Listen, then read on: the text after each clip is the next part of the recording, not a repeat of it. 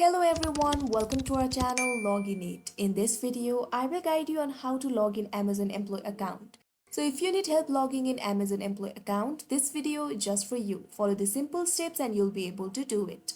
So first of all, open any browser of your choice. Here you can see I have opened Google Chrome. Now click on the search bar and type account.amazon.jobs. Press enter.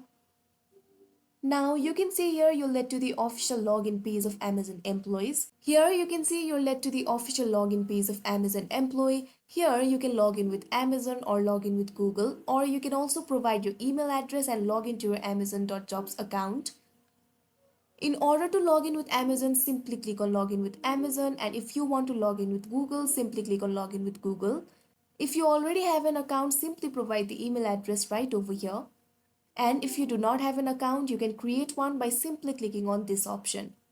Now, if you already have an account, click on the email address box and provide your email address. Now, simply click on continue button right over here. Now, you'll have to enter your password. Now, simply click on login button right over here. Now you can see here you're officially logged in your Amazon employee account. So that is how you log in Amazon employee account. I hope you found this video helpful. Thank you for watching. Make sure to like, share and subscribe to our channel.